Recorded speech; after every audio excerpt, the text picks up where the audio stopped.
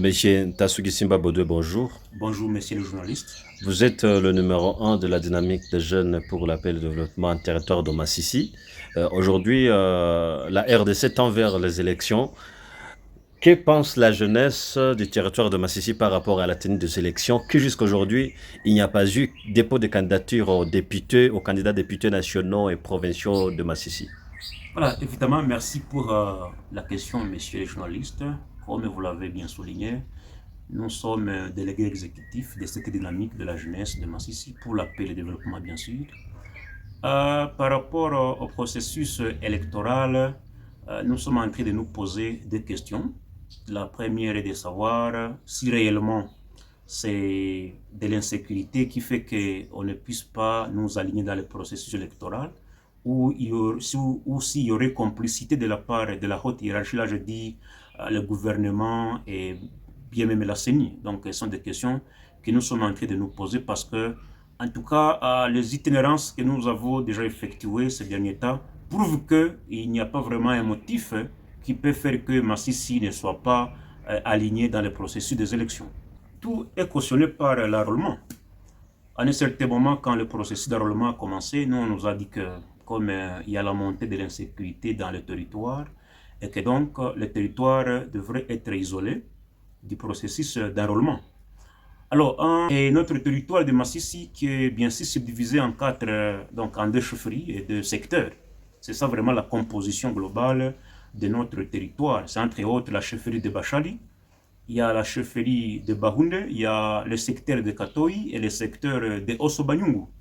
Alors, cette cartographie que je viens de vous montrer, quand nous voyons toute la chefferie de Bachali, par exemple, en intégralité, la chefferie qui est composée de 23 villages, jadis appelés localités, dans ces 23 localités, il n'y a que sur 4 où on peut observer les éléments du M23. Et partout ailleurs, il y a les forces du gouvernement et même les forces réservistes, conformément à la loi, les forces qu'on appelle Wazalendo. Et je pense que ces forces-là ne peuvent pas empêcher le processus d'enrôlement dans notre chefferie de Bachali.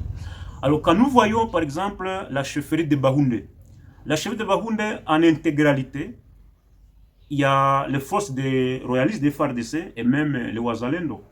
Quand nous voyons le secteur de Katoï, le secteur de Osobanyungu, les deux secteurs sont intégralement gérés par les FARDC et les Wazalendo. Et bien même d'autres coins qui étaient jadis occupés par le M23, il y a la force régionale de l'EAC qui occupe ce paquet était entre les mains donc on a abandonné certains coins où le M23 avait récupéré, on avait abandonné entre les mains de l'EAC. On se demande, nous en tant que jeunes de Massissi, pourquoi, donc quel serait vraiment un motif qui peut faire que l'enrôlement ne soit pas fait? Parce que si ailleurs on a déposé des candidatures, exactement, c'est parce qu'on a fait enrôlement. On a fait enrôlement, mais chez nous, on veut nous exclure seulement de manière volontaire du processus électoral et ça engendrait une chose qui n'est pas bonne, monsieur le journaliste. J'imagine un pays où il y aura deux cartes, plus de deux cartes d'identité, parce que si les habitants de Massissi n'ont pas fait l'enrôlement, donc ils n'ont pas de carte, parce que d'autant plus que la nouvelle carte d'électeur a été validée, mise sur le marché, déjà donnée, et que donc l'ancienne carte a perdu de valeur. Et pourtant, nos populations ont franchi des barrières où ils sont beaucoup tracassés parce qu'ils n'ont pas de carte. Il y a même des opérations bancaires que nos populations ne doivent pas faire parce qu'ils n'ont pas de carte. Et même d'autres avantages qui sont liés vraiment à la tenue de cette carte, nos populations n'en ont pas. Et là, c'est un problème. Loin de là, si nous pouvons pousser des idées très loin, moi je m'imagine une population qui est vraiment prise en otage parce que nous ne pouvons plus maintenant voter les élus que nous voulons. Nous ne pouvons plus voter les élus parce que si nous voulons changer la classe politique, et donc nous sommes déjà bloqués parce que nous n'avons pas été enrôlés. Et que donc, si le gouvernement congolais ne fait pas son mieux pour nous enrôler dans ce petit délai qui reste, nous risquerions de ne pas participer aux élections de décembre et cela causerait ou ferait une entorse au sein de la population. Que recommande votre structure? Bon, évidemment, notre structure a toujours recommandé deux ou trois choses. C'est d'abord au niveau gouvernemental que le gouvernement congolais mette en tête qu'il n'y a pas la RDC sans Massissi, il n'y a pas la RDC sans Rutshuru.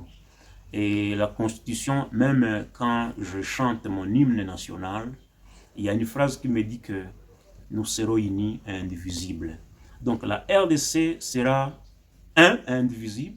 Alors, que le gouvernement ne puisse pas vouloir diviser notre patrie parce que nous leur demandons vraiment de pouvoir programmer dans l'urgence l'enrôlement dans notre territoire pour remettre cette population dans leurs droits civiques parce que à Massissi aussi, nous sommes des Congolais comme les autres parce que il n'y a pas un motif qui peut faire que nous ne puissions pas faire l'enrôlement, d'autant plus que nous avons la force de l'EAC qui peut sécuriser tout le matériel et le personnel de la CENI.